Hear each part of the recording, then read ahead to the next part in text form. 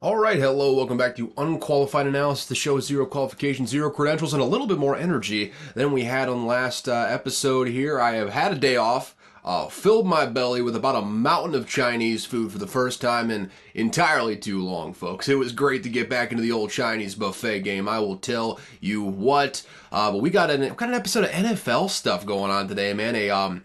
Crazy last couple days of NFL news. I'm sure you heard about it. We'll hit the thing you're probably thinking of off the top of your head straight at the top of the show. But first, I got to hit a little bit of college football. First and foremost, got another Connor Stallions photo.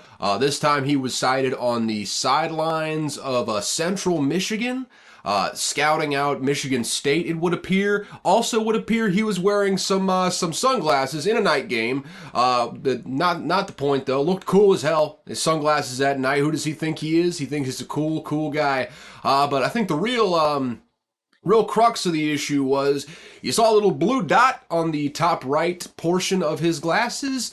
There were some photos circulating of very similar looking glasses. Someone may even say the same type of glasses. Those glasses and that blue dot may or may not have had a video camera in them to go back and review the footage afterwards. That situation, I still don't care. And by the way, it looks like Jim Harbaugh is about to get an extension that would make him the highest paid coach in the Big Ten. So still don't care. Michigan doesn't seem to care. In fact, they seem to be gearing up to give the double barrel middle finger to the NCAA here in the next couple days, couple weeks or so. Can't wait to see that. I'm looking forward to seeing the shit show that unfolds from all of that. But yeah, still don't care. Still is kind of a hilarious situation. We'll continue to monitor that and laugh our way all the way home. But outside of that, we got the first college football playoff rankings. You may remember the very first college football playoff rankings ever back in 2014. Both of the Mississippi teams were in the top four. We all know who the best one was in that situation. It was Mississippi State, very first number one team in the college football playoff rankings. No big deal. No big deal, boys and girls. I digress on that front. This time around, fairly predictably, no Mississippi State in sight, even anywhere close in the top five. I would imagine even in the top 50, probably not even anywhere close to that either. We stink this year, but that's besides the point. Already went on my soapbox about that. I mean, I'm just full-throated, as in the words of the great David Gettleman. Well, great being a liberally used term there, but I was in full bloom love when I saw Lance Leipold. Really want him to be the head coach of Mississippi State, but I digress there. The rankings for the college football playoff are as followed. First and foremost, we've got the Ohio State Buckeyes. Number 2, we have got Georgia. Number 3, Michigan. Number 4, Florida State. Then 5 and 6 are Washington and Oregon, respectively. I probably would have flipped them around right now just based on how those teams are playing. That being Washington and Oregon. Probably would have put Oregon at 5, would have put Washington at 6. That being said, Washington is undefeated, and one of those wins that they have this season came against Oregon, so can't fault the committee for putting Washington at 5 there. They will. I have a sneaking suspicion that Oregon will have a chance to rectify that at the end of the season in the Pac-12 championship. They are just hurtling towards each other on a collision course. That's understandable. Then at 7 and 8, you got Texas and Alabama. And you got Oklahoma at 9, not dropping a whole lot after losing to Kansas, who comes in at 21. And Ole Miss, big old fat old piss, comes in at number 10. And yeah, there you go. I mean, outside of that, it's highlights in this thing. I mean, Missouri's all the way up at 12. They're looking really good. Oregon State still hanging in strong. They're at number 16. Air Force, not quite as high as the AP poll, but they are in the top 25. They just sneak in there at 25. Tulane sliding in right ahead of them at 24. And Kansas State hanging around there down at 23. Oklahoma State, by the way, at 22. I mean, Big 12 has got, what is that? 1, 2, 3, 4 top 20, top 25 teams. And if you count the teams that are going to be there next year, I mean, you got 5 different teams of the future Big 12 in there. I mean, they are absolutely loaded this season. A lot better than what we thought they would be at the beginning of the season, but I digress. Some people had some issue with the top 4, specifically having Ohio State at 1 and Michigan all the way down at 3. And I'll tell you right now, I mean, just looking at this right here, this is resume based. It's clear and simple. I think probably most people have, I mean, still, Georgia probably at 1, then Ohio State, Michigan at 2, and then probably Ohio State at 3, generally, for whatever reason. I honestly think the committee, this is probably the least controversial of the initial rankings that have come out in recent memory. I don't have any problem with this whatsoever. Ohio State's got a better win than any of the top 4 right now. I mean, Penn State is like a shining jewel in their resume. Also, Notre Dame currently at number 15. They beat them earlier in the season as well. So I got no problem with Ohio State at number 1 right now. Me personally, I would still put Georgia at 1, but I understand it's more of a resume-based thing, so having them at 2 still makes sense. To me, they're probably the best team in the nation right now, especially after that performance against Florida in Jacksonville last week. They will have a lot of opportunity this week hosting Missouri. If they beat Missouri by a wide margin, it's going to be hard to keep them out of that number 1 spot this coming week. They will have every opportunity to rectify that situation going forward. Michigan down at 3. It's simple as this. They've played nobody. Their best win so far is Rutgers. And Rutgers, I believe Ohio State plays them this week. Rutgers is probably like the 4th or 5th best team that Ohio State would have beaten this year so far. I mean, it's not... It's no real contest as far as the resume is concerned. Michigan's season doesn't really start until late November when they play Penn State and then they play Ohio State at the end of the season. Until they play those 2 games and we see how they perform there, having them at 3 makes a whole lot of sense to me. They could be at 2 or 1. We just don't know because they've not played anyone. They've beaten the absolute shit out of everyone they've played, but they really haven't played anyone, so I understand that. Florida State at 4, I think everyone kind of felt that. I don't think Washington's playing well enough to bump them ahead of them right now. Still undefeated. Florida State actually, of late, has been playing very, very well over the last couple weeks or so. So if they continue that trend, still holding strong at number 4, they're going to have every opportunity down the stretch to finish this thing out with an undefeated record. Louisville in the ACC championship likely notwithstanding, but yeah, we move on from there. I got no problem I mean, really, after number 6, who cares? Who cares, really? I mean, Texas, Bama, Oklahoma, Ole Miss, Penn State. I mean, who cares? Who cares at that point? They're like just out of it. They got to keep putting wins on their resume before they are in the hunt, if you will, to get this thing done or get into the playoff. That is, I mean, if you're looking at the what the new playoff should be, 1 through 12. Not a bad list right there, but I should probably remind everyone, especially going back to the first college football playoff rankings, Mississippi State was number 1, Ole Miss was number 4, and you may famously remember neither of those teams made the playoff that year, and it's kind of been the story basically every year since. These initial playoff rankings are not necessarily indicative of who is going to be in these playoff rankings at the end of the season going to the college football playoffs. So for right now, it's good fodder, and gives us all something to talk about. But I mean, on the scale of like what this committee has done in the past as far as ranking teams, one of the least controversial rankings that we've had here in recent years. I got no problem with the way they rank them. This is going to be a very fluid ranking as we get into the real meat of everyone's schedule here in November. We got some dandies coming up here in next week after that. I mean, it's going to be just all gas, no brakes from here on out. You might have a little lull the week before rivalry week, but I think the rivalry week itself is going to make up for it in spades and droves. So with that said, I think about wrung as much juice as I can out of that right there. Also, a little sneak preview to the end of the show for the picks. All college football slate of bets this week. I got 7 of them. They are all on the college football slate. Feels like a lot of rat lines in the NFL this week, so I'm staying away from at least on the public airwaves. Might be perusing some player props as we get closer and closer to the actual weekend itself. Might tweet out a prop or two. We'll see how it goes, but we'll leave it there for now. We'll get back to the bets at the end of the show. As for right now, let me get a quick sip of coffee, and then we will get into the NFL, shall we? You know what? No transition this time. I'm just going to make a quick sip, and by sip I mean probably a gulp, and then we're going to get into this thing, all right? You know, let me take a second one. That's good coffee right there, man. Good coffee. No free ads, so I'm not telling you which one it is, but it's good stuff. It's good stuff. That's good sauce right there. That is good sauce.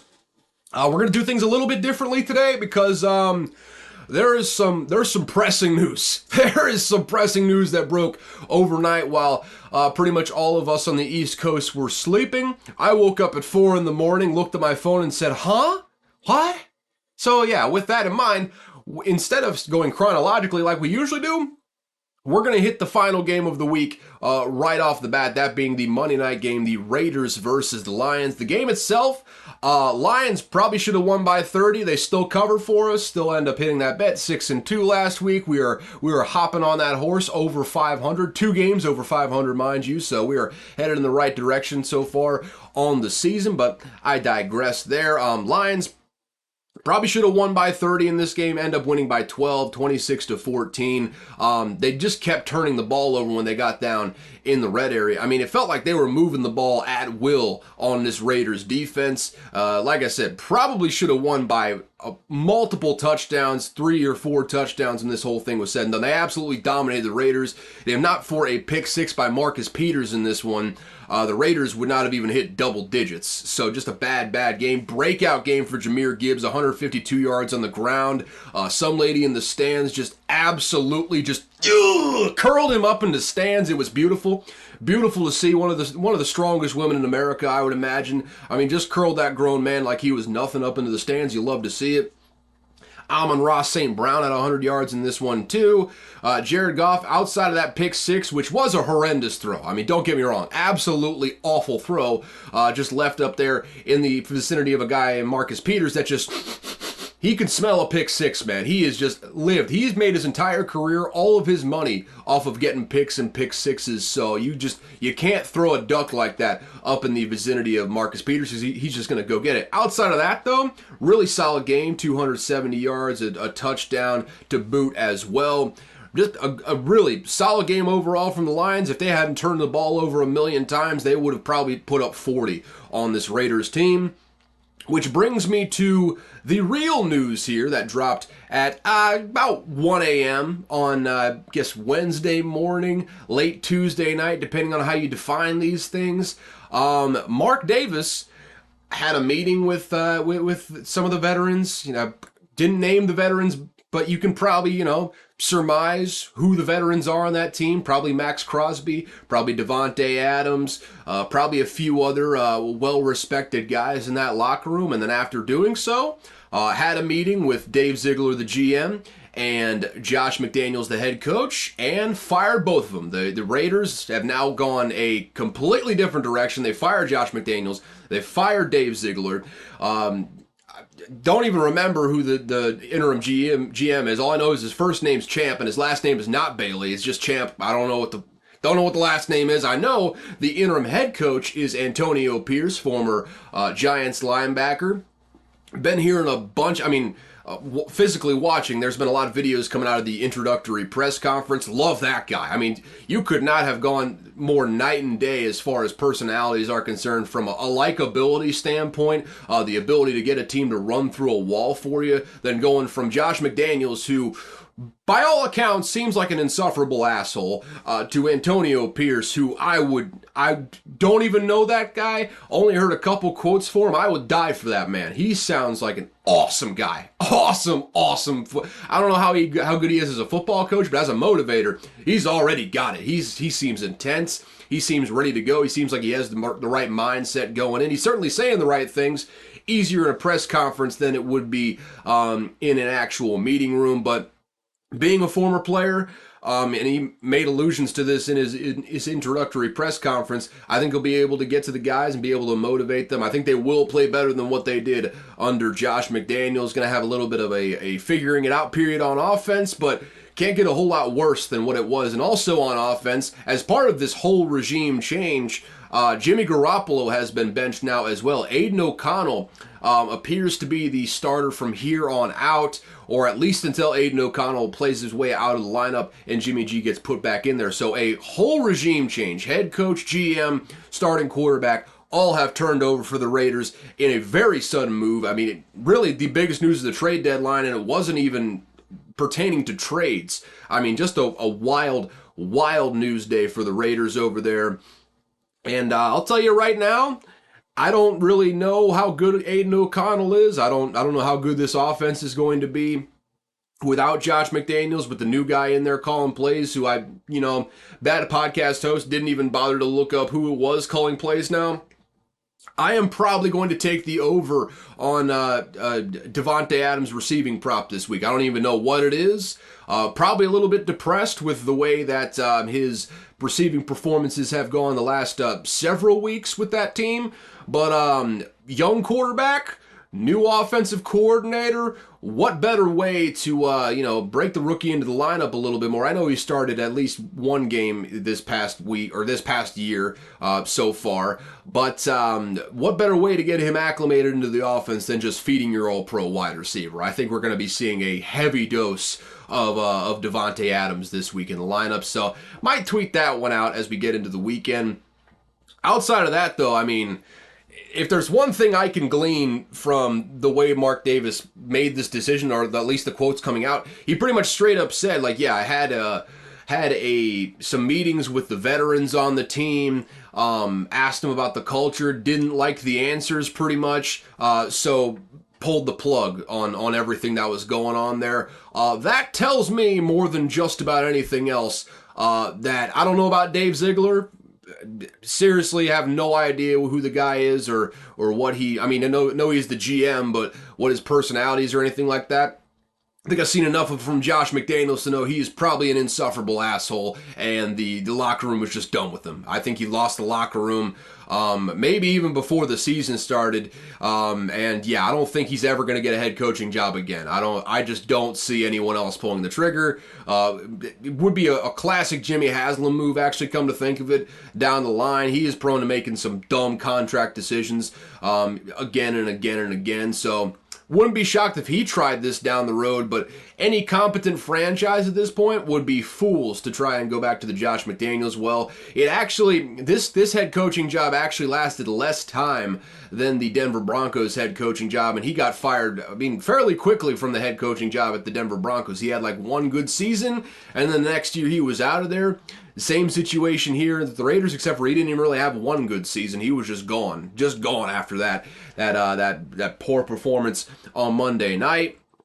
And yeah, I mean, we'll have to see how this team performs from here. I really like the quotes that are coming out from Antonio Pierce. I think it's going to be a lot better culture, probably a lot more fun to go to work for these guys, which I think that's another thing he stressed, more like having fun, which could be worrying from a certain perspective, but I think the Raiders kind of need that after I don't want to say nightmare. I don't want to go too far in on Josh McDaniels here, but it doesn't seem like it was fun to go to work for quite a while there for the Raiders. So I don't know. Might get an interim head coaching bump this next week. Have to see who do they play. Who do they play? Are they going into a bye week? Am I stupid?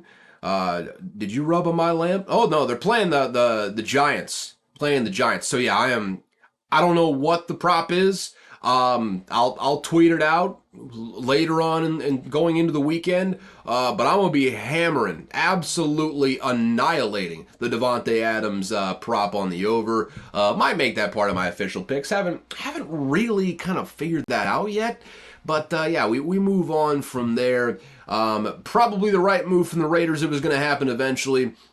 Also, still have no idea how Mark Davis is paying these coaches. Luke Braun on Twitter tweeted out a video that kind of, it was a joke video, but I think it's probably a little bit to it, where it's just like, how do I do it? I'm in crippling debt. It feels like the way that Mark Davis might be going about this thing. It's going to be interesting. Going to be interesting to see how he pays the next head coach. May lead you to believe that Perhaps no matter how Antonio Pierce does in this role, maybe he'll be willing to pay a little bit less to just hire the interim as the next head coach of the Las Vegas Raiders, considering you are currently paying, I think, a combined $120 million between John Gruden and Josh McDaniels, the last two head coaches of the team. So might want to, do a little bit of cost cutting. Do a little bit of cost cutting in there to save yourself from imminent bankruptcy. But we'll see how it works out from here. I think it was, like I said, probably the right move for the Raiders to pull the plug on this now. It was not going to get any better throughout the course of the season. Big time shocking move, though. I mean, it was something that I don't think anyone saw coming this early, especially with the financial situation of Mark Owner being the, quote unquote, poorest owner in the league. No league owner is poor, but in the scale of the league owners, I think he was the only one not considered a billionaire until maybe recently he became a billionaire. I don't know. His business investments sports-wise have been doing very well. I know the Aces just won the championship in the WNBA. The Raiders, NFL franchises literally only go up. Their value only increases over time. And I assume, the league distribution of revenues is doing them pretty well over there. So maybe he's a billionaire now, but of the owners, not the one that you would be expecting to pay, be willing to pay these giant buyouts by any means. I'm looking forward to seeing what the Raiders do for the rest of the season right now. I think it's a long shot for the playoffs, but maybe you can show a little bit of life. Maybe Aiden O'Connell can give you some juice, and if not, loaded quarterback class, man. So take your pick there going forward. With that said, let's get back on schedule, kind of get through all of the games here. Starting off with Thursday night, the Buccaneers visited the Bills, and the Bills beat them 24-18. Baker Mayfield had them within a hair of winning it. Basically it was just, if Chris Godwin would have gotten his head around and maybe adjusted to the ball. I know he was kind of playing tip there, according to some of the players that were talking about it on Twitter X, whatever the hell you call that fucked up app that Elon destroyed. If he could have gotten in the right place, the ball hit the ground, which you don't usually see, or the ball went straight to the ground, didn't get tipped or anything, which you don't usually see with a Hail Mary. But Chris Godwin was in position to win this thing, actually, with 0 seconds on the clock. Outside of that, though, this was an awful game. The Bills should have just absolutely throttled the Buccaneers, and they just played with their food, still showing that they were still not quite in that championship echelon that we've seen in the past couple of years. They do have help on the way, though. They traded for Packers cornerback Rasul Douglas, who on the injury report for today's practices, as I'm recording, was designated as did not practice because, quote, just got here. That was the injury designation, just got here. So that's awesome. Good to see that. Little fun stuff on Twitter this afternoon, but I think he will probably step in as soon as he possibly can. They definitely need him because I learned this past week that their first round pick from last year, Kaiir Elam, he's been a healthy scratch for over half of the games this season, which, okay, I think you can pretty safely say he's a bust. So there is that. You win some, you lose some. You hit on some picks, you don't on others. So it is what it is there. Rasul Douglas is certainly a guy that the Bills need right now, especially with Trey White going down. He's got those good safeties back there between Hyde and Poyer. You just need a guy to kind of shore things up on the outside a little bit more, provide a little bit more depth. I think Rasul Douglas can do that. So it's a good pickup for them at the trade deadline. Won't get a whole lot of headlines, but a good pickup for them nonetheless. Bills get the win here, though. Bucks have lost, I think, 4 of their last 5 now at this point. They're not good. They're not good. Baker Mayfield hasn't been terrible. Not been great, though, and Baker Mayfield's also a guy that can't really put you up over the top at this point. And not having Vita Vea in this game hurt. I think if they had Vita Vea, you might have even made it a bit more of a competitive game, but I just don't think... It kind of harps on the fact that I just don't think the Buffalo Bills are quite a championship contending team at this point. I don't think either of these teams are that good. The Bills are much better than the Buccaneers, though, and the Buccaneers, you had a good start to the season. You just cherish those memories for the next couple of weeks because it's going to be painful, folks. It is going to be painful. Hey, you beat the Vikings to start the season, so hey, credit to you there. It's unfortunate. It's unfortunate for y'all down there. Y'all should probably just trade everyone and pull the plug. I feel like probably should have traded Mike Evans at the trade deadline, but I'm not a GM, so What do I know? Bills get the win there, though, 24-18. Cowboys kicked the ever-living dog shit out of the Rams, 43-20.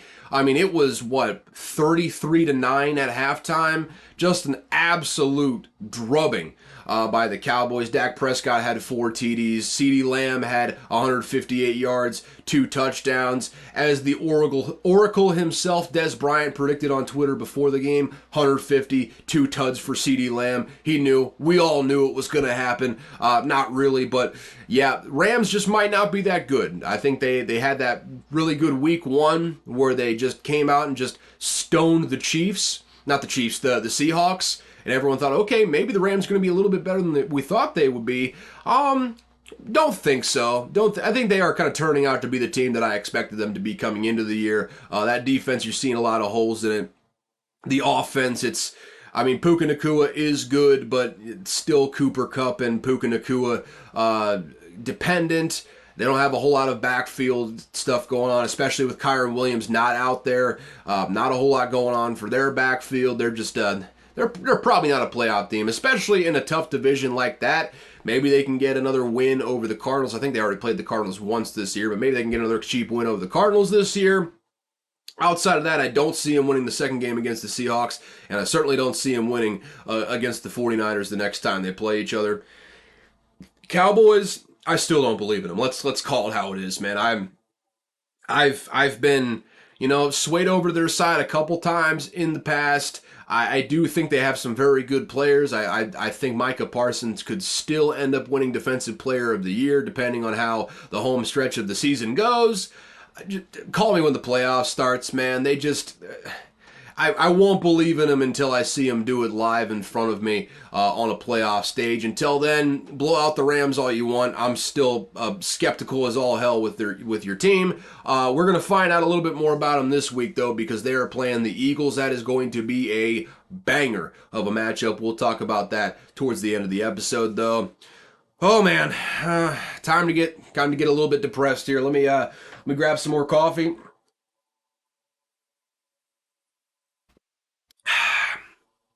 Yeah, we're getting low on this thing. Might as well down the last of it. Nice little 20-some minutes into the podcast, and I have already finished the coffee. We're going. We're juiced, baby. We're getting this thing going right now. And let's tone it down now, because the Vikings did get a very impressive win, 24-10 over the Packers. Packers absolutely stink. Jordan Love, like I've said before, probably was a little bit too high on him coming into the season. Turns out, not that good. Just not that good of a quarterback, and if the quarterback is not that good in this Packers offense, the rest of the team certainly was not that good. So, yeah, maybe not as bad as the Bears, but the Packers, definitely not a playoff team this year. They're 2-5 now on the season. Vikings did get the win. Kirk Cousins did have a solid day. Unfortunately, I believe in the fourth quarter on a drop back, I don't know if he was stepping up in the pocket or what. I'm sure many of you have seen the video at this point. Tries to spring off that back leg to step up in the pocket, and there's a pop. He pops his Achilles. He is done for the season now. And we may have seen Kirk Cousins' last snap as a Minnesota Viking. It'll be Jaron Hall this week, 5th-round rookie out of BYU. I think Nick Mullins is going to come off the IR. They did trade for Josh Dobbs at the trade deadline. Also got Sean Mannion there. And I'm not sure if they brought in Josh Dobbs to start. It's more of just a contingency plan. The way I see it is, and you may have seen me talking about it on Twitter if you're following me closely. Many of you are not, though, so I'll reiterate it here. To me, the Josh Dobbs move, it was just late round pick swap. I'm okay with that. You didn't really give up much to get him. And then also traded Ezra Cleveland to the Jaguars, recouped that 6th-round pick. So basically no harm, no foul right now as far as acquiring Josh Dobbs. Ezra Cleveland basically got beaten out by Dalton Risner. Dalton Risner looked like he is going to be the left guard from here on out. And Ed Ingram being the right guard, probably was not going to have Ezra Cleveland get back in the rotation, so just makes sense to get what you can out of him, ship him down to Jacksonville, to a team that needs some offensive line help, so makes sense there. But back to the Josh Dobbs of it all here. I don't think. Okay, I do think if Jaron Hall plays badly, having Josh Dobbs around, not necessarily the worst thing in the world. Proven backup, a guy that can keep the ship afloat while while the team is still trying to figure things out at quarterback and elsewhere. Good enough team around Josh Dobbs here to be able to still possibly make a playoff run. It'll be tough without Kirk Cousins, but I think more than anything, I think you bring in Josh Dobbs to be the clear-cut number 2. I'm not sure Kwesi Adofo-Mensah in the front office had a whole lot of faith in either Nick Mullins to stay healthy or Sean Mannion to play well, maybe either of those guys to play well. I mean, there's a reason Sean Mannion was on the practice squad, and if you watch the Vikings long enough, you've seen enough Sean Mannion to know you don't want that experience again, man. You just remember the good times at Oregon State when he had Brandon Cooks, and just leave that for the practice squad. Let him continue to collect checks for being one tall ass motherfucker. I would just hope that he never finds his way into the starting lineup again. But yeah, I think the Josh Dobbs move speaks a little bit more to how the organization feels about Nick Mullins and Sean Mannion, more so than it feels about Jaron Hall. It is a contingency plan if Jaron Hall doesn't play well, but I think they're, it's going into this week, going to see what we got in the tank. If Jaron Hall plays well, I'd imagine they're going to ride with him going forward, and if he doesn't, this gives Josh Dobbs some time to get a little bit acclimated to the scheme. We all know he's one of the smarter backups in the entire league. Should be able to pick up the system fairly quickly. He's been known to digest playbooks very, very quickly. So having Josh Dobbs around, not a bad idea. Ultimately, though, this kind of leaves the question of what does Kirk Cousins' future look like with the Minnesota Vikings right now? We all know he's going to free agency after this year. Going to be 36 years old in August, coming off an Achilles. It would not shock me at all if they just let Kirk Cousins go in free agency. Don't want to risk it, especially if Jaron Hall plays well. Maybe you don't want to risk it. You just, ride with what you've got. To me, and I thought about this a little bit more. Initially, I did think that that would be the last time we saw Kirk Cousins in a Vikings uniform. But the more I thought about it, he's not going to command that $40 million number that he would have if he stayed healthy this year. It's just simply not in the cards. And you're not going to be paying $40 million for a 36-year-old quarterback coming off of an Achilles injury. You don't know what it's going to look like when he gets back. The price is just going to inevitably drop because of that. I think it probably drops more into the mid to low 30s. He's making 35 right now. I think he might make less than that on the next contract. It'll probably be another one-year prove-it deal for him. And honestly, you can get Kirk Cousins back at $30 million a year for 1 year, draft a quarterback in the first round or something like that. I wouldn't hate running it back with Kirk Cousins, quite frankly. I think he's good enough, and so long as you don't have to pay a bajillion dollars to get him back in the lineup, paying like mid-level starting quarterback money, I'd love to have him back for one more year with the Vikings, especially as kind of a bridge QB for whoever we draft this coming year, because I do think I don't have a whole lot of high expectations for Jaron Hall. If he plays well, color me surprised. Maybe we got something there. Maybe if he plays well down the stretch, we can ride with him and build a team around a low-priced rookie quarterback on a rookie contract. That would be cool. That would be awesome. More than likely, he's going to struggle. He's going to show some flashes, but probably not enough flashes to keep you from drafting a guy if you have a high pick. In that case, probably want to bring Kirk Cousins back and have him mentor a guy. I've said this before. Kirk Cousins is, top 10 quarterback in the league when he's at his best. Sometimes kind of falters in big moments, but especially under Kevin O'Connell's offense, he has really kind of found something that you had not seen before Kevin O'Connell got there. He has turned himself into one of the better quarterbacks in the league, one of the better clutch performers in the league, quite frankly, when you really need him to. Already was one of the more talented ball throwers in the league. Could place the ball on a dot when you need him to, especially about that noon nightmare. Likes to really play those noon 1 o'clock games, just dice teams up. And you saw a lot of those throws during those sorts of noon games. But even outside of that, the habits off the field, the leadership qualities, everything you want from a quarterback in the locker room and the mentorship, I think Kirk Cousins brings you. So even if we draft a guy going into next year, I think especially if we draft a guy going into next year that maybe we don't want to start right away, Kirk Cousins, I could not think of a better guy to mentor a young QB. Give that QB you draft a redshirt year. To kind of, give him some time to figure it out, a la Patrick Mahomes down with the Chiefs.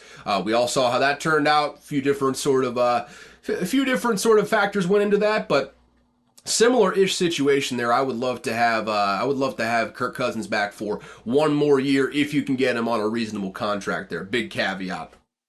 But yeah, outside of that, I don't know where the Vikings go from here, man. I think it all depends on how Jaren Hall plays going forward. You got the Falcons this week, who just benched Desmond Ridder. Taylor Heineke will be starting against the Vikings next week, and that is going to be at the Falcons too, so that's going to be a tough game. Taylor Heineke has had some big-time performances against the Vikings in the past, so that's going to be a tough game. Got the Saints, a tough defense, especially if Jaren Hall is starting. Going to be interesting to see how he performs against that defense. Got a little bit of a break game against the Broncos, but it's on the road at that altitude. You never know how you're going to perform. Then you got Bears, Raiders, Bengals, Lions, Packers, Lions again to end off the year. I have no idea. With Kirk Cousins in there, I thought for sure they were going to get 10-7 and a playoff spot. Without Kirk Cousins in there anymore, it really just all falls on the rookie's shoulder. How is he going to play? We're going to find out a little bit about him against Atlanta this week. Hopefully he plays well for my own mental health's sake, but it's all up in the air now, folks. I got no idea. I hope he plays well, and if he does, my hope will still be alive for the playoffs, but I'd be lying to you if I had a great read on the situation at this point. All eyes will be on that 1 o'clock matchup. All eyes in the Falcons and Vikings fandom will be on that matchup next week. We move on from there, though. The Titans get a win over the Falcons 28-23.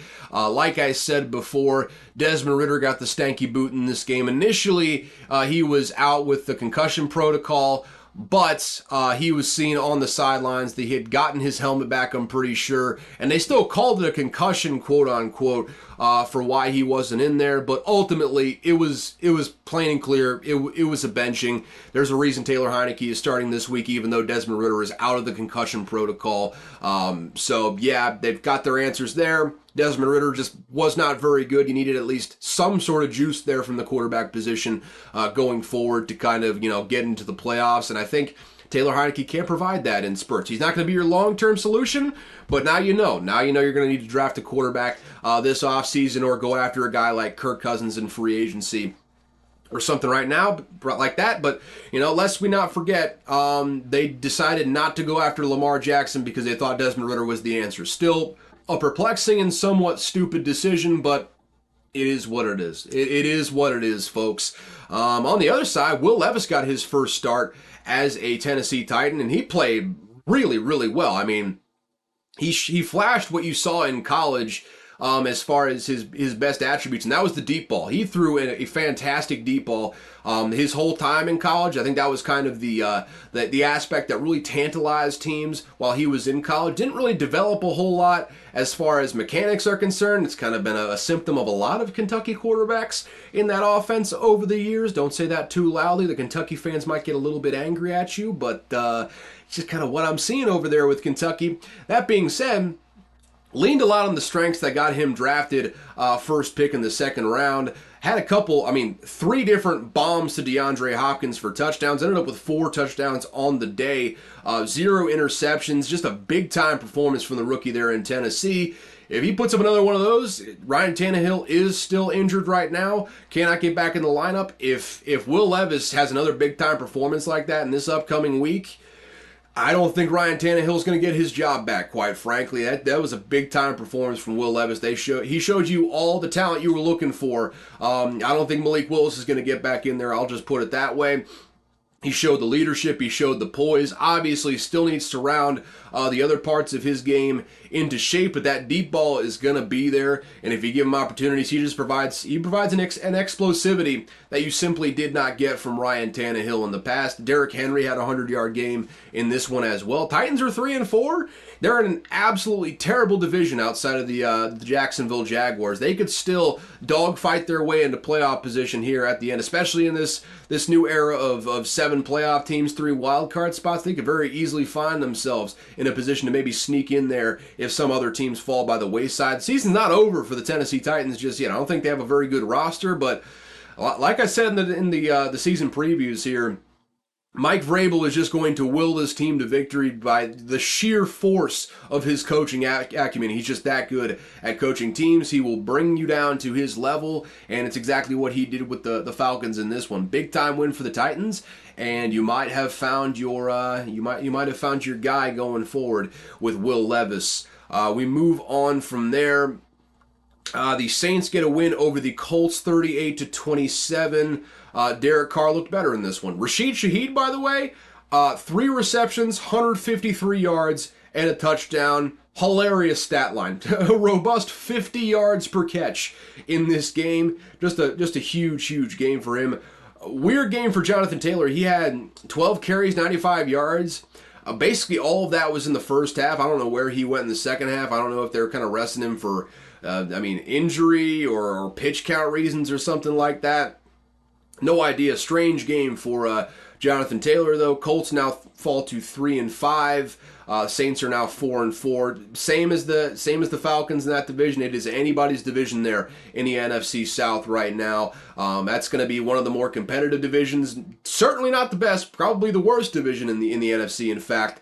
But a division that should be competitive right until the very end. The Saints are sad to watch at times. But I'll tell you what, man. I'll tell you what. They've reeled off some wins here. They got a really good defense, and I know that the Colts put up 27 on them. Shane Steichen gets a lot of credit for that. I mean, that Saints defense will keep them in a lot of games, and if they're scoring 30 points, not a whole lot of games that the Saints are going to lose this year. They're kind of rounding into form, I would say. Maybe Dennis Allen playing back up against the wall, playing for his job here at this point, perform well in this game. Going to have some tests going forward, though. Derek Carr as well, really solid game in his own right. What else we got? Dolphins versus Patriots. Dolphins win 31-17. Both Jalen Waddle and Tyreek Hill had a big game in this one. Tyreek Hill already over 1,000 yards, by the way.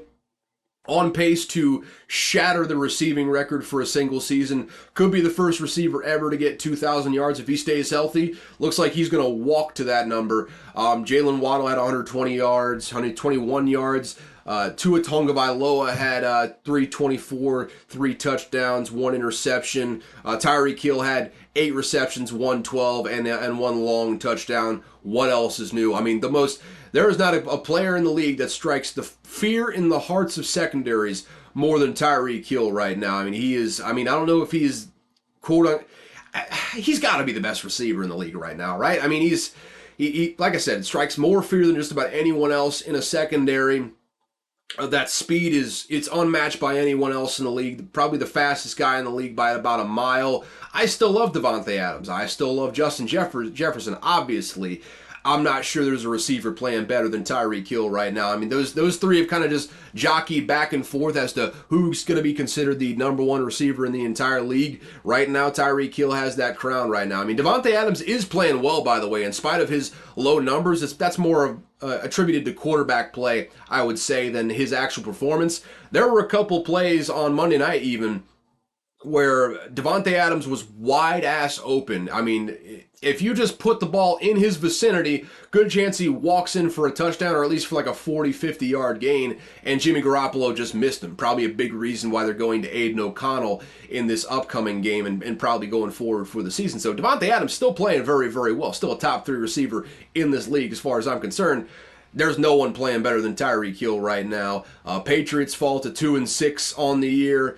And, this is a good time to bring up my little tinfoil hat sort of conspiracy theory. Well, not really conspiracy theory, more just a theory of how things are going to go going forward here for the New England Patriots and the offensive coordinator position.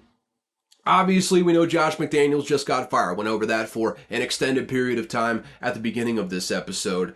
Bill O'Brien's offense. not doing awesome this year. Now, also, not going to help, Kendrick Bourne, one of their better receivers, tore his ACL in this game. Scored one of the only touchdowns on the day in this game. One of the 2 touchdowns on the day for this team. Kendrick Bourne scored one of them, tore his ACL though. He'll be out for the rest of the season. So New England offense not playing great, not all Bill O'Brien's fault. That being said, what if, now follow me here now, here Brian Ferentz out at the end of the season as the Iowa offensive coordinator. Kirk Ferentz needs to bring in a new offensive coordinator that can kind of rejuvenate what they're doing over there with the Iowa Hawkeyes. Also, Iowa, new AD coming in. They got to set up some sort of succession plan for Kirk Ferentz. He's been there for 27 years at this point. At some point, he's going to have to step back and retire, maybe step into administration or something like that. You want to, kill 2 birds with 1 stone? They bring in Bill O'Brien this offseason. A little wink and a nudge, a little handshake saying, okay, whenever Kirk Ferentz steps aside, you'll be the offensive coordinator for now. And I think he would do very, very well as the offensive coordinator for Iowa. I think he's shown time and again at the college level that he can, at the very least, energize an offense and bring you something better than what Iowa is putting out there right now. I think he would fill in admirably. I think he'd do much better than Brian Ferentz has done this season and last season. And, once Kirk Ferentz is done, he takes over the head job of Iowa. And I have said this before in this podcast, it's worth restating now. I think if Bill O'Brien gets a shot as a head coach, another shot as a head coach, because we remember the 1 year he had with Penn State, not coincidentally the only good year that Christian Hackenberg had at Penn State, did very, very well at Penn State for that matter in the 1 year they had. I think that was a year where they had sanctions after the Joe Pa era as well. And in spite of all that, had Penn State playing very, very well. I think if Bill O'Brien becomes a full-time head coach and fully commits to being a head coach at the college level, I think he's going to be an absolute star. I've said it before, and I'll keep pounding that drum until he either realizes it himself or gets the opportunity to go out there and show what he's made of. I just think Bill O'Brien, the way he kind of thinks about football, the way he wants to run a team, more pointedly, in the NFL, he failed because he was a control freak, pretty much. He ended up, by the time he was done with the Texans, was the GM, general counsel, who's the guy that negotiates contracts, and a head coach. Basically, only Bill Belichick has that in the NFL, and there's a reason Bill Belichick has been the only one to do it, because it's really hard. Basically, he just tanked the entire Texans franchise. Doesn't really work at the NFL level. Not really working now for Bill Belichick either, now that he doesn't have Tom Brady in the building. Conversely, on the college level, you need to be a control freak to win at that level. Just look at what Jim Harbaugh is doing with Michigan. A notorious control freak over there with Michigan, and Michigan is now a perennial top 5 team since he's gotten there and since he's kind of rejuvenated what they're doing at Michigan a couple of years ago. I think if you put that sort of mindset in there with Iowa or any other college football team for that matter, and he gets the full keys to the car there for a football program, he's able to just fully flex his control freak tendencies. I think Bill O'Brien could build a contender there, so I think he could be a really, really good head coach at that level in college. I hope he gets the opportunity. And then conversely, getting back to the Patriots here, they don't have an offensive coordinator. Oh, wait. There's a guy that's been an offensive coordinator for about 1 billion Super Bowl teams with the New England Patriots. Just looking for a job now. Josh McDaniels steps right back in with Bill Belichick as his offensive coordinator, where he will probably stay until the end of time, or at the very least until Bill Belichick steps aside at the end of his career. This makes a lot of sense for all sides right now, man. I think it's... I hope that's what happens. That's more of a theory than anything else. A lot of dominoes have to fall for that to happen. I think it probably benefits all sides involved if that does end up being the case. Won't really know until the offseason, though. Bill O'Brien's not going anywhere until the offseason. Josh McDaniels might just pull a Cliff Kingsbury, go to Thailand for a couple months. I doubt he's going to have the same caliber of beautiful women next to him that Cliff Kingsbury did. I think Cliff Kingsbury's on a level of his own. But maybe, you bring your wife or something there to Thailand there for a couple months, find yourself, and then, come January when the Patriots aren't in the playoffs, Bill O'Brien leaves to take that Iowa offensive coordinator job, and there you go. You're just right there, waiting to step right in and give Daddy a hug. Get back into your old role where you will stay until the end of time. That's my theory right there. Right there. We'll get back to the games though. What else we got? I got to start moving a little bit on these games. Jets, Jets Giants played just a sad football game.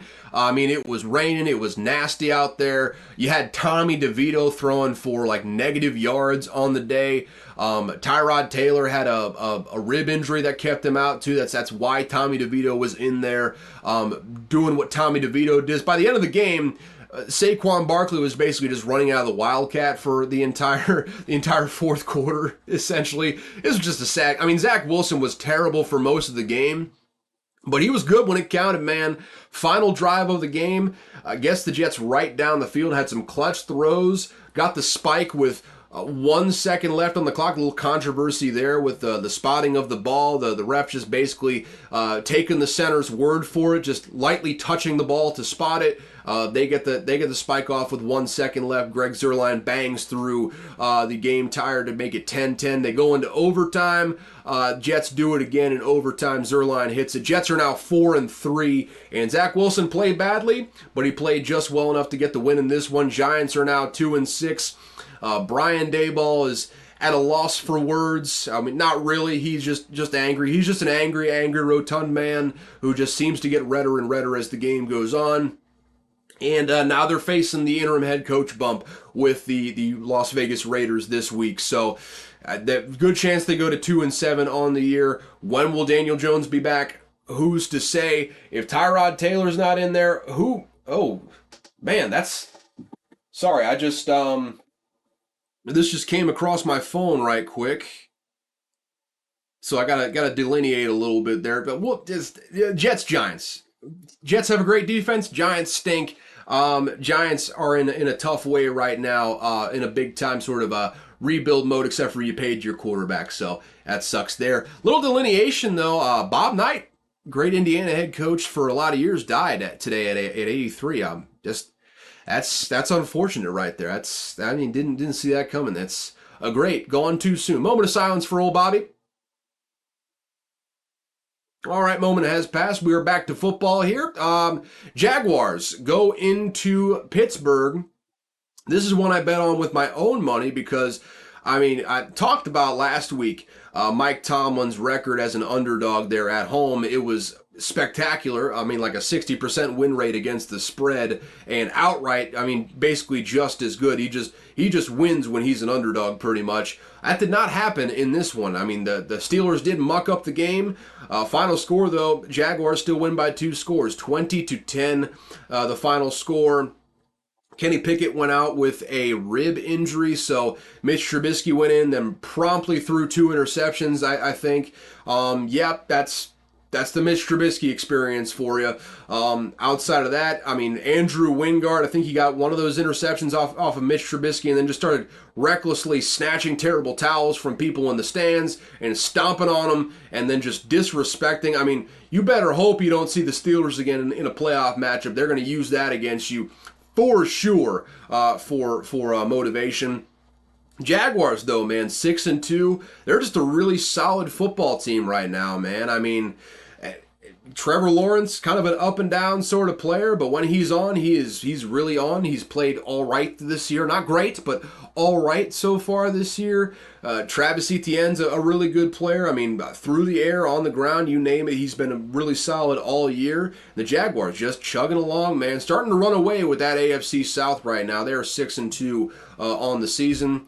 Have to see, how many games are they up in the division? How many games are they up in the division right now? Yeah, they're up 3, or I guess, 2.5 games over the Houston Texans. The only team that has a winning record in the AFC South right now. Houston Texans are the next closest at 3-4 at the moment. So starting to run away with this division and looking like that team that we thought they would be coming in. Maybe a 12-win team could really make some noise in the playoffs. Almost, we're only 8 games in, so it's hard to, have absolutes on the table at this point, but seems like they're going to host a playoff game and do very, very well down the stretch here. Gotta love, if you're a Jaguars fan, you gotta love what this Doug Peterson era has brought you so far. It will only continue from here, I would imagine. We move on from here. Also, yeah, Jaguars picked up Ezra Cleveland at the trade deadline. Gonna miss Ezra Cleveland absolutely killing people, but Jaguars, you got good run blocker at the very least. And having Travis Etienne in that offense, you love to have a run blocker there in the middle. That's what you're getting. So good luck with that. We'll miss you, Ezra, but maybe not. Either way, moving forward, divisional matchup here, Eagles, Commies. Eagles sneak away with 138-31. Commies always seem to play the Eagles close. Things get a little bit weird. Just by the skin of their teeth, they did cover the spread and got us a win on that one last week. 6-2 week, boys and girls. We were hot. We were hot last week, man. I will tell you what.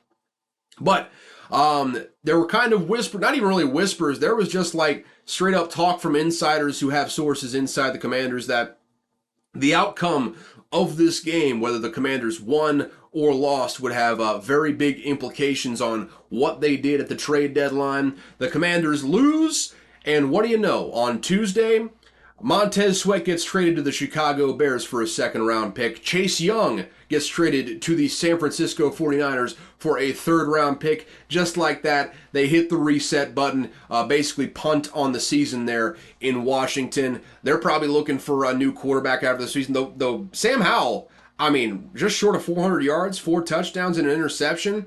Didn't play bad in this one. It's just, it's the ownership has decided to go a different direction and not buy in to what they're selling right now. Defensively, not going to help having your top 2 pass rushers out of your team entirely.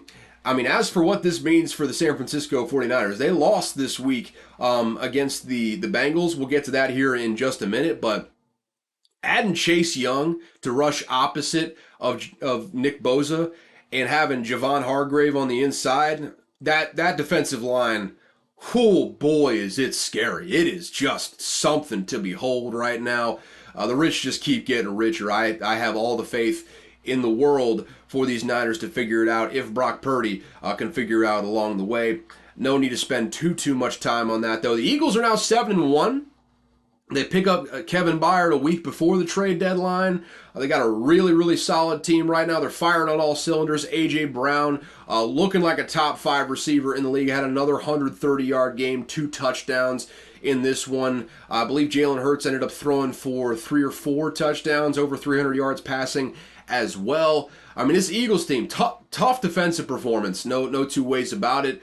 But, get a big-time win on the road, improve to 7-1. Now they got a big-time matchup this week against the Dallas Cowboys. Going to be looking forward to seeing how they play against another really solid team there within their own division. Oh boy, it's going to be a good one, though. I think that might be the 4 p.m. game on Fox, if I had to imagine. We'll figure that out here in just a minute. Going forward, though, Texans go on the road to the Panthers, and the Panthers get their first win of the season, 15-13, 1-6 now on the year. They no longer, they didn't own the first overall pick anyways, but now the Bears no longer own the first overall pick because the Panthers won this game. It is now the Cardinals that are in pole position for the number 1 overall pick, but that's mostly just because the Panthers had a bye week and the Cardinals had not yet. So Cardinals had 7 losses. Panthers have 6. Panthers could still be right there at the end of the year vying for that number 1. Well, again, do not own that pick. Cannot stress that enough. They do not own that pick at all, but could still be vying for the worst record in the league at the end of the year. But you're on the board. You got yourself a win. Not the greatest day from C.J. Stroud. Bryce Young got the better of him in this one. Ended up no interceptions on the day. A touchdown. Still not pretty. 235 yards, but over 7.5 yards per attempt. 22 of 31. I don't believe any turnovers. Yeah, no turnovers on the day. And C.J. Stroud didn't have any turnovers either, but under 6 yards per attempt, 140 yards. Bryce Young flat out outplayed C.J. Stroud in this one. Plain and simple. And even with 0 rushing game for the Carolina Panthers, they had less than 2 yards per carry as a team. And that's without those like weird college rushing stats where they factor in sack yardage for a quarterback in your rushing stats. Without all of that, still, I mean, the very best yards per carry averager on the team was Bryce Young with 11. Not 11 yards per carry, 11 yards, 2.8 yards per carry. Miles Sanders, you remember that guy who they paid all that money to in the offseason? He had a robust 2 carries in this game. Chuba Hubbard has taken over the feature back role there for the Carolina Panthers. It just absolute mess. But they get a win in this one, get their first win of the season. Adam Thielen still playing out of his mind, by the way. 8 receptions, 72 yards. He might get well over 100 receptions, well over 1,000 yards on the season. Really living up to that contract. About the only contract that is being lived up to on that team thus far. But yeah, not really a whole lot to say here. Texans, they're playing above what they probably should be considering what they have on their roster, but still a little bit away. Still got some ground to make up here. They will be better. I just probably not a playoff team. It is what it is there. Trying to find Will Anderson in the stat sheet. I don't know if he's 3 tackles, 1 tackle for loss. Being on this Texans team, I have no idea how he's doing. Only 1 sack on the season, but I still feel really good about that Will Anderson pick. I think he'll round into form here at some point. Again, this Texans team, they're young, they're improving. Again, I think they made the right hire with D'Amico Ryans as head coach. Obviously, Bobby Slowick has done a very good job at offensive coordinator. You got to wonder how long they're going to be able to keep him in the building before he goes to another place and is a head coach somewhere else. Probably at least going to keep him in the next season, so there is that. But yeah, probably still a season or 2 ahead from the Texans really making a playoff push here for right now. And they showed you why in this game. Carolina Panthers get their first win of the season.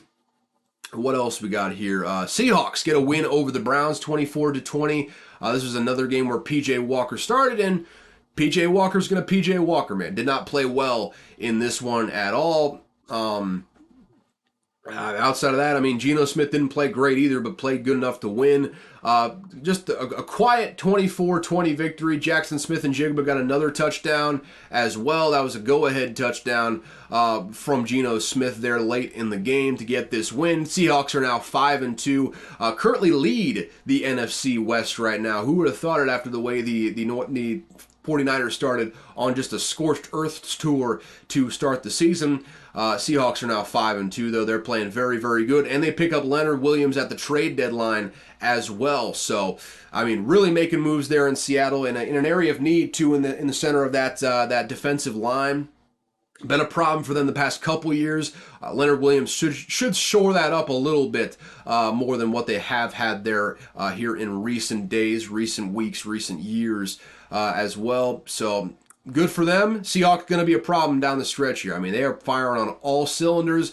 The clear, obvious winners of that Russell Wilson trade, and they are reaping all the benefits of that thus far. I think Charles Cross and Abe Lucas might be getting back in the lineup here soon as well, if they haven't already gotten back in there. Seahawks, a team to watch out for in the NFC. They're really starting to round into form after that bad week 1 where they got just annihilated by the Rams. They've played very, very well ever since then. So a team to keep an eye on down the stretch here.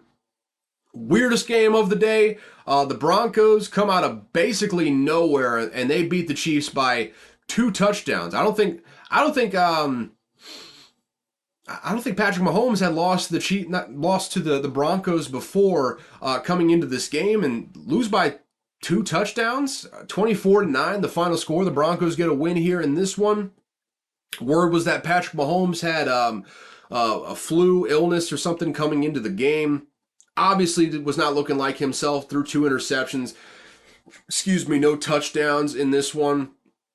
Travis Kelce needs his girlfriend in the stadium to play well. Without Taylor Swift there, another subpar game. 6 receptions, 58 yards, no touchdowns on the day. And out of nowhere, this Broncos defense just stoned maybe the greatest quarterback of all time. For my money, the greatest quarterback of all time on their home turf.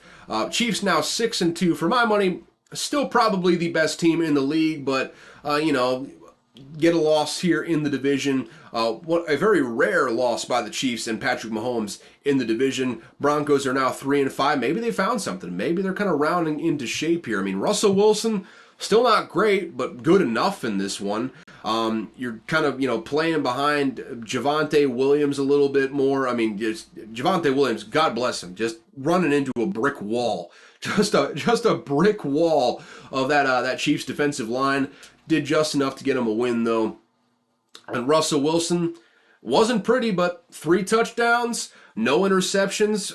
Sean Payton is just trying to find a way. I mean, still, Russell Wilson do be Russell Wilson. He got sacked 6 times, lost a fumble, and fumbled another time. So that's just, again, part of the Russell Wilson experience, but only 1 turnover on the day, 3 touchdowns, only 6 yards per attempt, but good enough to get you a win. And if Russell Wilson is playing like this, he is not the Russell Wilson of old. We already know that, but I think Sean Payton can kind of design an offense around his strengths and liabilities in order to get the Broncos maybe playing a little bit better than they have been playing here recently. Maybe we see a second half surge here from the Denver Broncos. Maybe they find their way into a surprise playoff contention here going forward. Would not be shocked because Sean Payton is still a very, very good head coach. And again, if Russell Wilson can just not shoot the team in the foot, might have something going there with the Denver Broncos, especially if this defense can continue to play like they did in this one. Impressive performance from Vance Joseph and the squad over there with the Denver Broncos at this point. Outside of that, keep it moving down the list of games here. Ravens get a win over the Cardinals. Cardinals been a valiant push in the fourth quarter. Josh Dobbs in his final game with the Cardinals ended up, 2 touchdowns, 2 interceptions, had a valiant effort at the end there. Just wasn't quite enough. Nelson Aguilar had, one of the worst hands team plays you can possibly imagine on an onside kick for the Cardinals. Just let the ball hit the ground. It bounces off of Aguilar's chest. Shades of that guy in Philadelphia who caught a baby out of a window. Just saying, I caught it. Unlike Aguilar, when he was with the Eagles, we all remember. We all know these things, even if we don't remember them right off the top of our heads. We know what's going on over there. But yeah, Cardinals fall to 1-7 anyways. They go for that second onside kick, doesn't work. So. Doesn't matter. Ravens get the win, 31-24. Lamar Jackson didn't have the greatest game in this one. Only 157 passing yards, 1 touchdown, but not really a whole lot of impact on the ground either. But Gus Edwards more than made up for it. 3 rushing touchdowns. Mark Andrews got a touchdown as well. And Ravens. This Cardinals team, they aren't really getting a whole lot of wins, but they are still very feisty. They aren't a good roster at all, but they are feisty. I do think Jonathan Gannon, I think they do have something with Jonathan Gannon. I think weird guy, no 2 ways about it, but seems like a really solid coach over there who's, able to get this team playing in competitive games. You just hope they start winning a couple down the stretch here, or if you're, a tanking-minded loser, maybe you don't want them to win any games so they can go get Caleb Williams at the end of the season and trade Kyler Murray to some other team to deal with that project. I'm kind of torn on whether the Vikings should trade for Kyler Murray at this point. I don't think they should. I think if they're going to go with a young quarterback, probably should just get their own product in the building.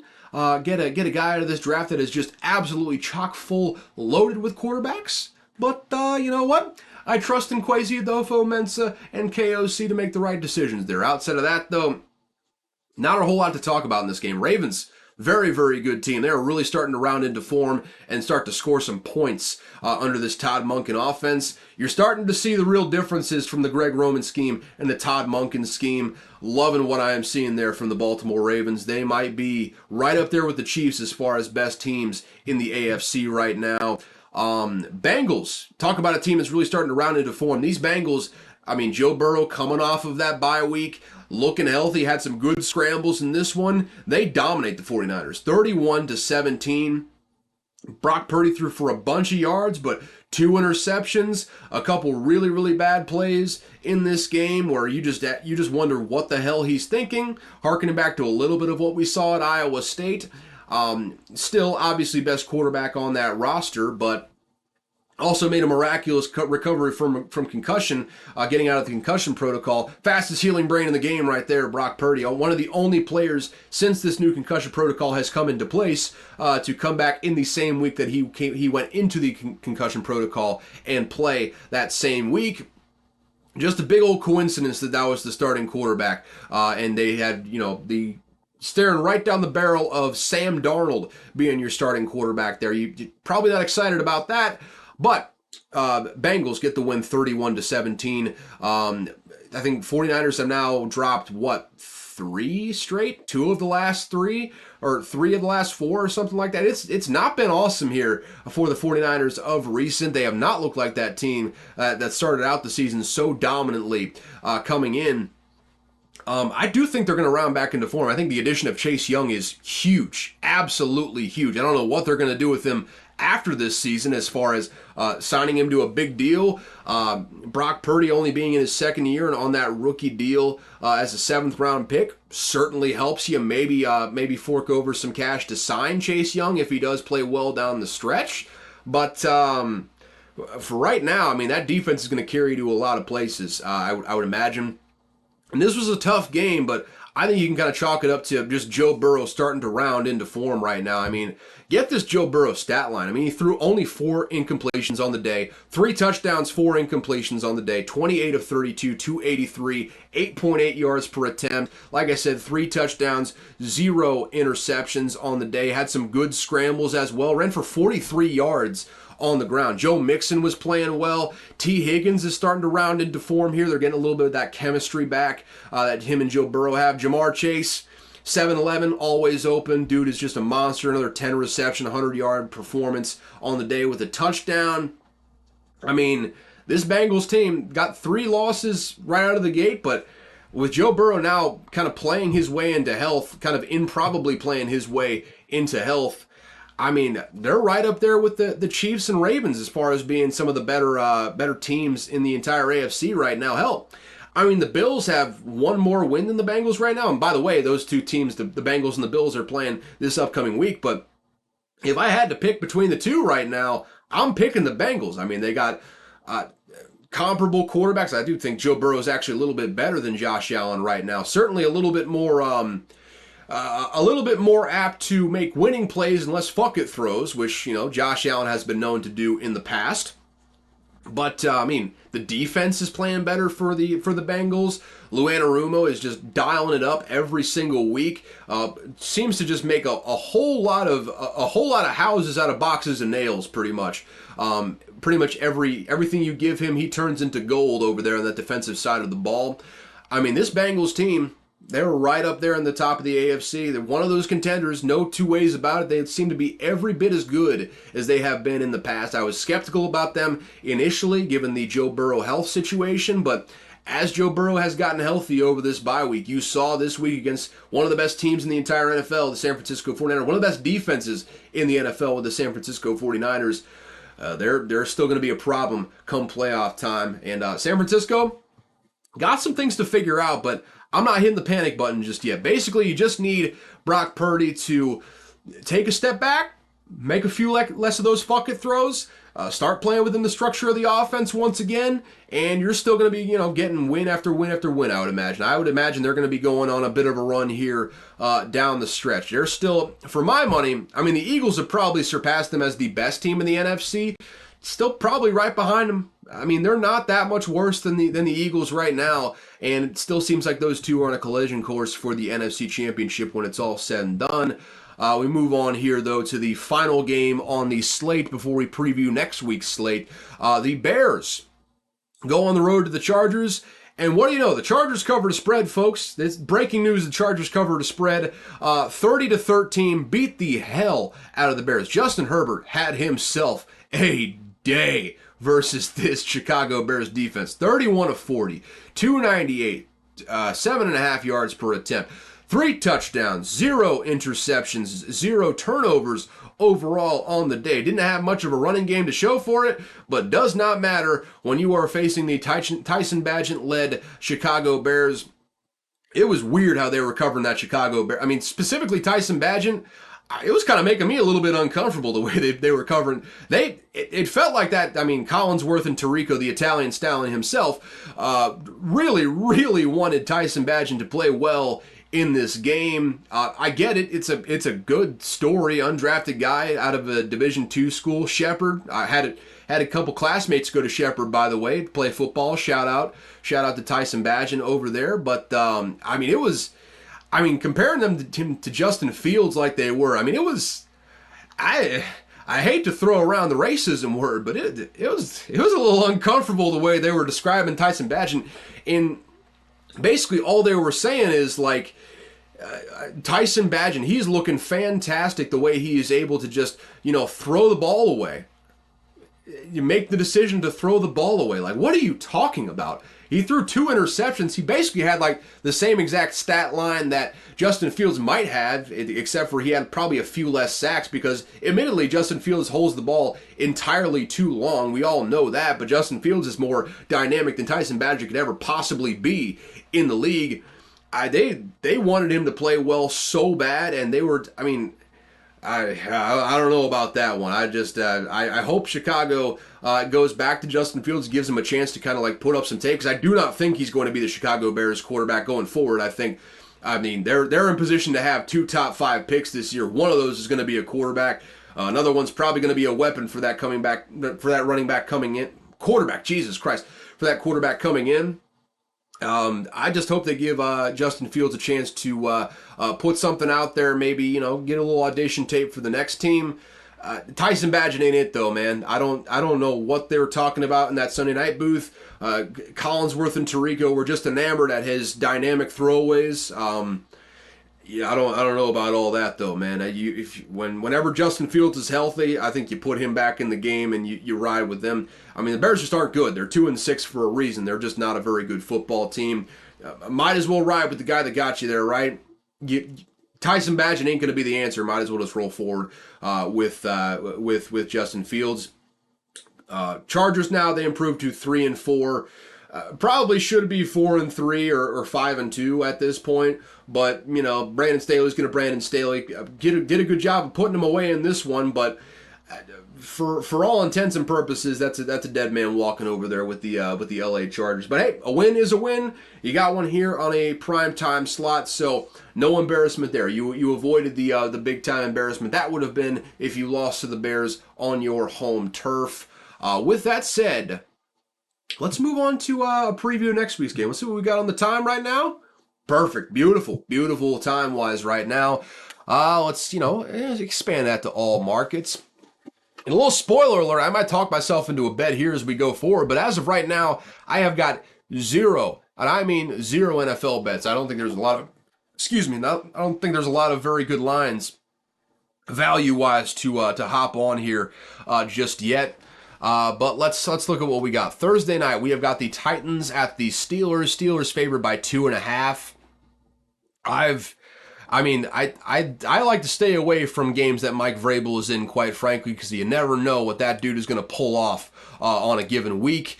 Steelers favored by 2.5, and this one looks like they're going to have Cam Hayward back playing in this game after being on IR for an extended period of time there after getting injured early in the season. That's going to be a big help in the middle. Probably going to help a lot with their running defense for sure, and that Steelers defense has been the one bright spot of that team. Matt Canada, no way in hell he should have gotten to this season. Probably won't get to next season. That offense has been terrible, but that defense is still vintage Steelers over there right now, so that's good. Cam Hayward will help that. If anything, I would lean the under at, looks like DraftKings has got a 37 for you.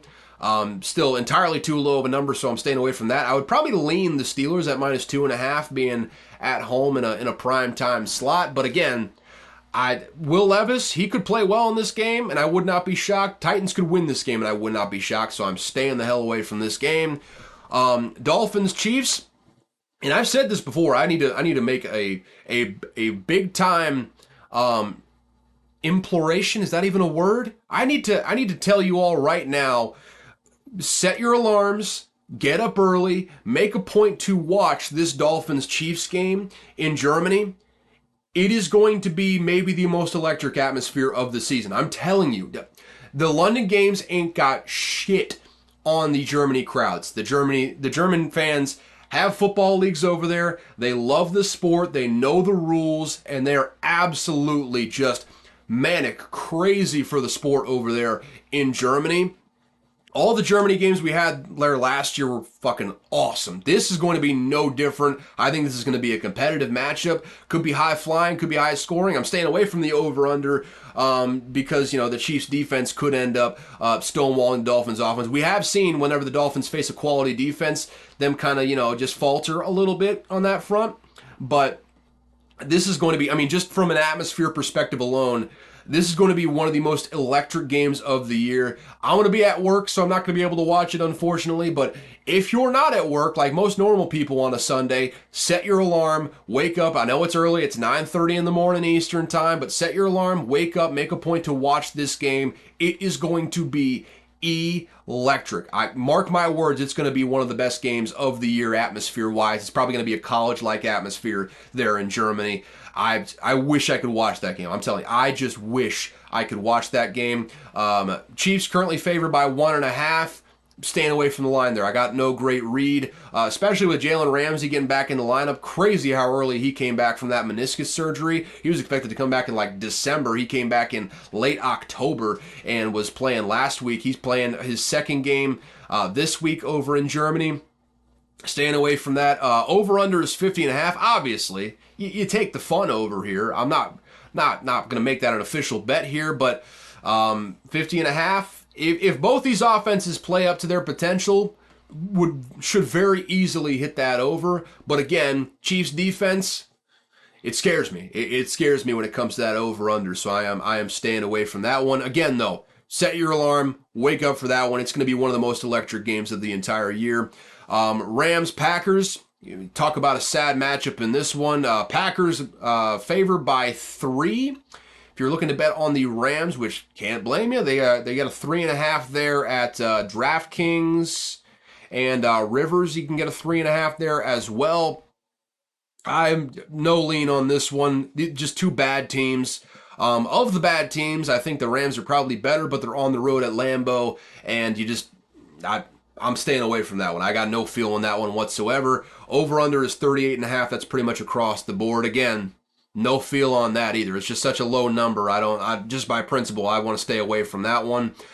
Commanders Patriots, another sad matchup. Looks like you get a -3. Patriots are favored. You can get a -3 at DraftKings and Rivers. It's 3.5 everywhere else if you're looking to bet on the Commanders. I'm not putting my hard-earned money on either of these teams, quite frankly. Over-under is 40.5. In most places, if you're looking for the under, which is probably the bet in this one, PointsBet's got a 41-40. It's 40.5 everywhere else, though. And again, still kind of too low of a number. Fluke plays could happen. And, Commanders' offense has shown an ability to score some points this year. So I wouldn't put it past them there. I'm staying away, though, on all fronts. Another just sad matchup. Another sad matchup we've got, Texans and Buccaneers. Buccaneers at the Texans. Sorry about that ordering mess up there. FanDuel's got a 3. Texans are favored by 2.5 in most places. FanDuel's got a 3 for you if you're trying to bet on the Buccaneers. Again, staying away from this one. I got no real feel. I guess it would probably lean the Texans, but even then, kind of thinking of it, that Buccaneers defensive line versus C.J. Stroud, young quarterback. I think this is going to be a big-time defensive contest. If there's a lean on anything, it's probably more of a lean on the under. It's 40 right now, pretty much across the board. Again, too low of a number to actually bet on, but my lean would be the under, and I'm not even really confident in the lean towards the Texans. I just think this will probably be a close game, a very low-scoring game that Buccaneers really need to win. So with that in mind, I think probably lean towards the Buccaneers, but Texans really need this win too. So again, that should show you I got no feel on that one whatsoever. Bet at your own risk. Cardinals versus the Browns. Browns favored. You can get a little variety in a lot of places. I'd imagine it's probably moved to 8 in FanDuel. For whatever reason, Action Network's a little bit slow in updating the odds for FanDuel right now. It says they got a 7.5. Don't know about that. Seems a little bit rosy. They're the only place with a 7.5 right now. Most places are at 8. most places you got an 8. If you're looking to bet on the Cardinals at plus 8.5, MGM has got an 8.5 for you. They look like they're the only ones with an 8.5 at this point. Everywhere else is 8. And again, I would lean the Browns in this one. I ain't betting my hard-earned money on the Cleveland Browns, though, especially not with if it's P.J. Walker in there, Deshaun Watson. Don't care. I'm not betting my hard-earned money on the Cleveland Browns to cover a big spread like that. Staying away. Over/under 37.5 across the board. Again, really no feel. I'm staying away from that one for sure as well. Another 1 o'clock game. Bears are at the Saints. Saints are favored by... looks like 8.5 in most places. Looks like you can get a 7.5 at Rivers right now. Again, not sure about that one. It's a full point behind most of the sports books. Most of them have it at 8.5. Which, if you're looking to bet on the Bears for whatever reason, I mean FanDuel, MGM, DraftKings, basically everywhere, but PointsBet and Rivers has an 8.5 for you. So knock yourself out if you're looking to bet on the Bears. Again, I'll die before I bet my hard-earned money on the Bears, quite frankly. Saints probably the lean in this one. They had a really good game last week, but I don't have a whole lot of faith in that coaching staff to cover spreads. So again, staying away from that one. Over-under's 41 across the board. Not going to bet an over on the Saints. I'll tell you that right now, and the over-under is just too low for me. So we move on from there. Ravens are hosting the Seahawks. They're favored by 5.5 in most places. You can get a 6 at DraftKings, PointsBet, Caesars, and Rivers if you're looking to bet on the Seahawks. No real lean in this one. I guess probably the Ravens because they're at home. I'm not betting any money on this one, though. Again, I don't like any of the lines this week, pretty much. I don't like any of them. I just stand away from all the NFL bets this week. Over/under, looks like MGM and Caesars have a... MGM, PointsBet, DraftKings, and Caesars have a 40... Also, Rivers have a 44 for you. FanDuel has a 44.5.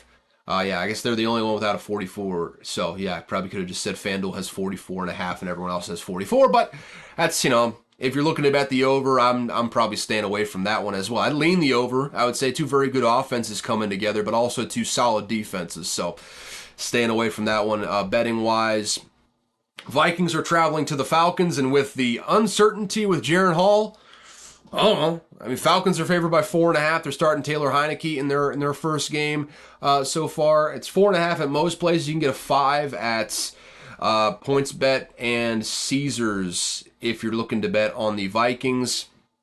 I don't.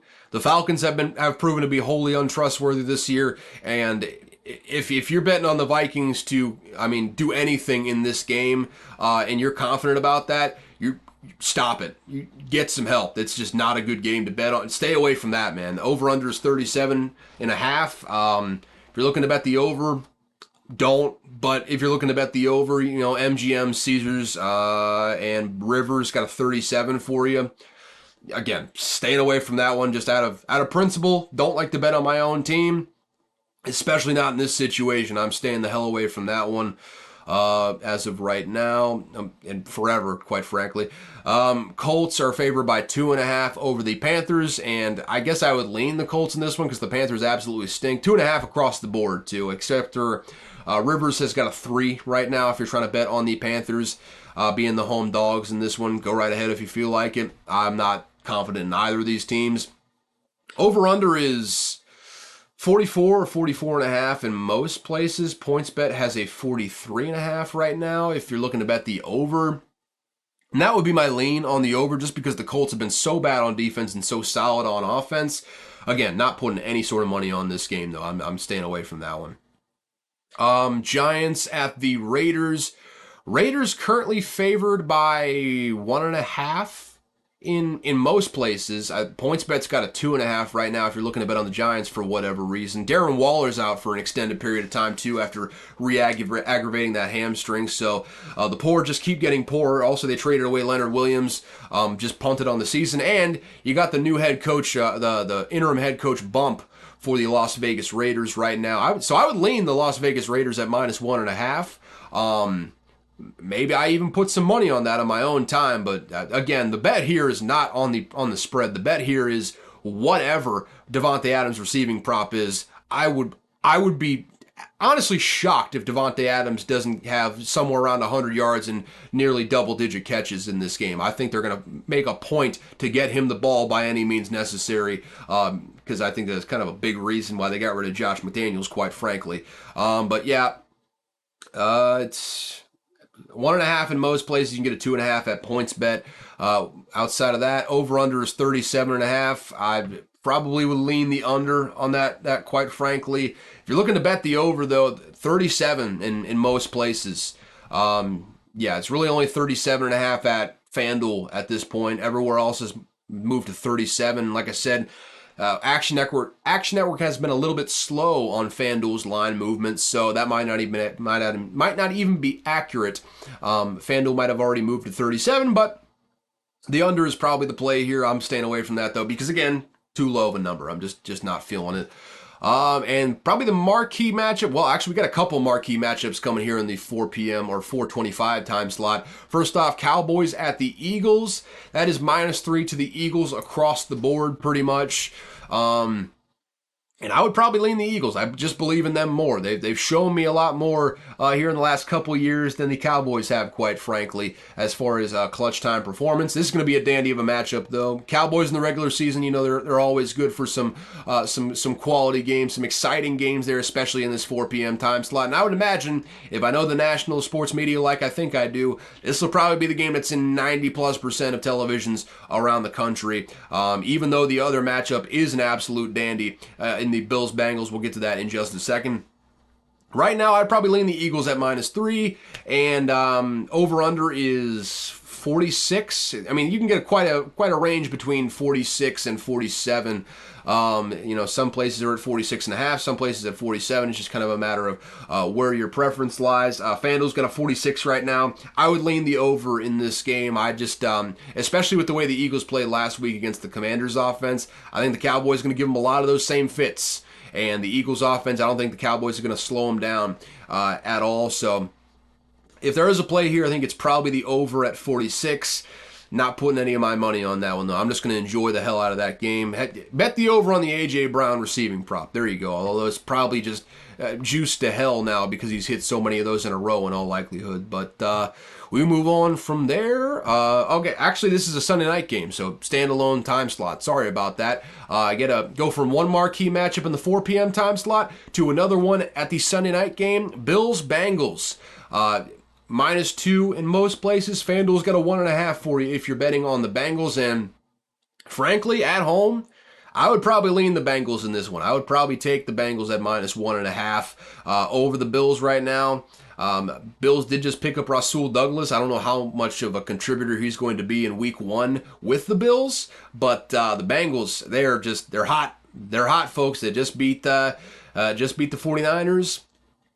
Could go to 5-3 in this one if they beat the Bills.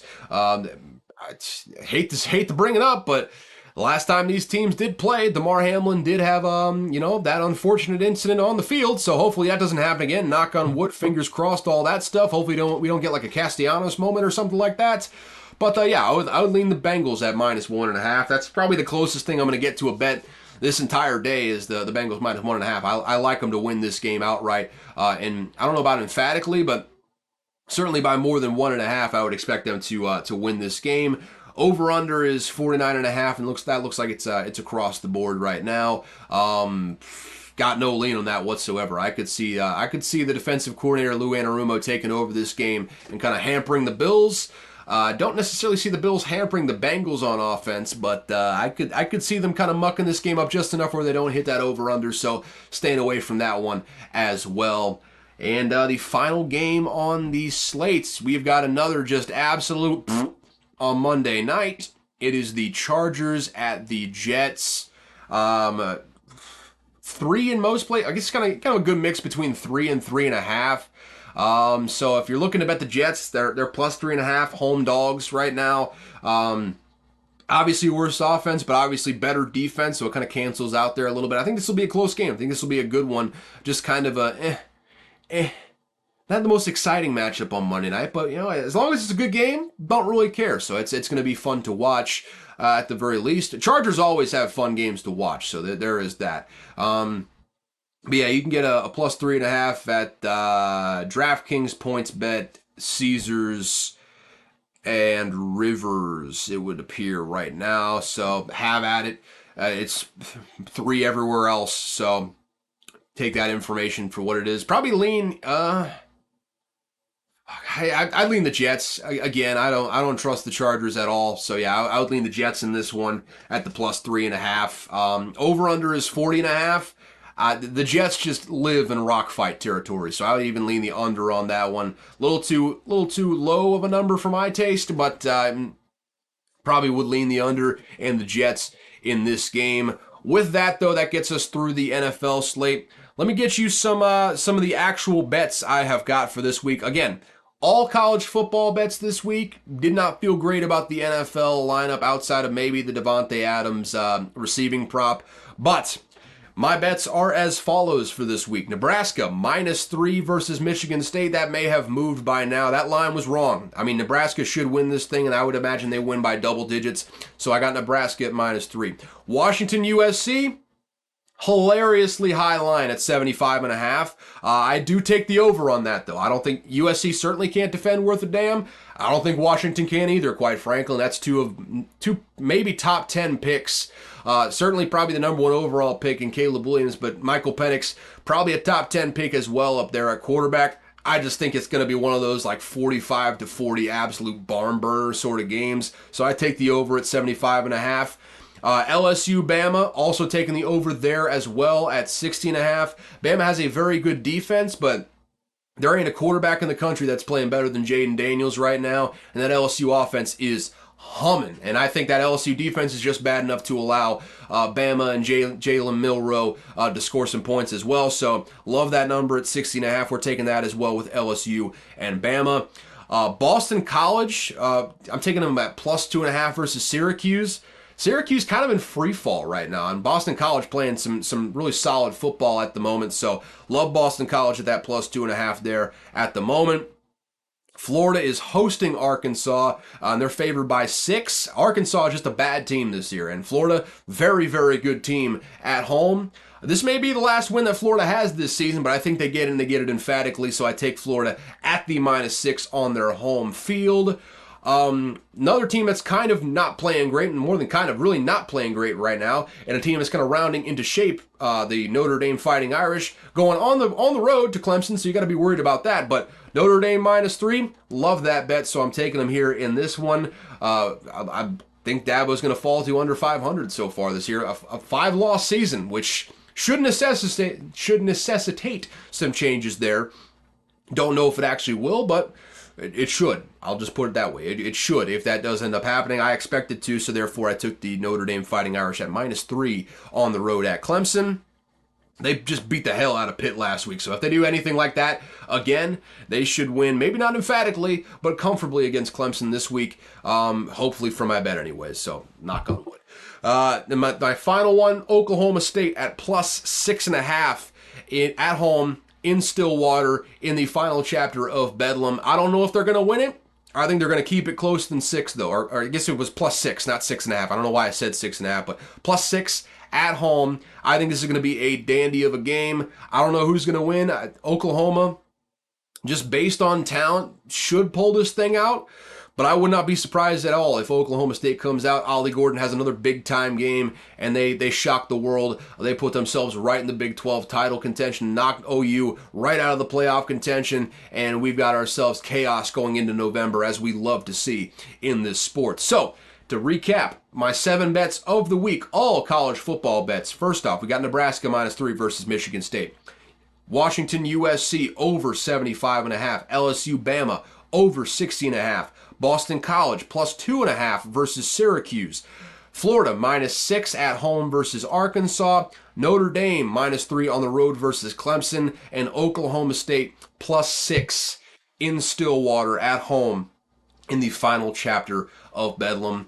with that, folks, that'll be all for this episode. Thank you so much for tuning in to Unqualified Analysis. This was, a good week of episodes, if you will. Feel good about this week.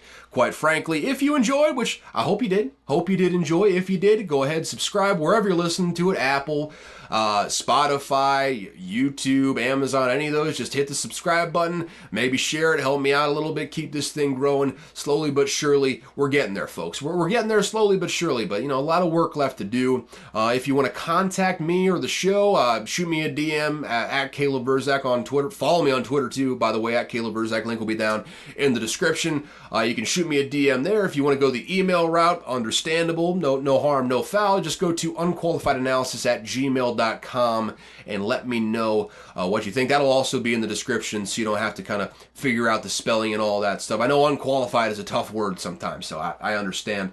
With that, though, thank you so much for tuning in to Unqualified Analysis. As always, I've got no clue what I am talking about.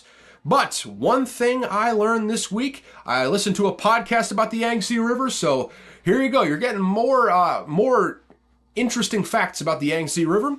The largest dam in the world is the Three Gorges Dam on the Yangtze River in China. It stretches 1.5 miles in length and contains enough steel to build the Eiffel Tower 63 times over. There is enough steel in the Three Gorges Dam in the Yangtze River to build the Eiffel Tower 63 times. Wild. Just one of the wildest facts that I heard this week, and I will leave you with that. Have a great weekend. Enjoy this weekend of games. I know I will be enjoying it, so y'all have a good one. Let me know how you feel about it, somehow, some way. Either way, see y'all on Tuesday for that college football recap. Deuces.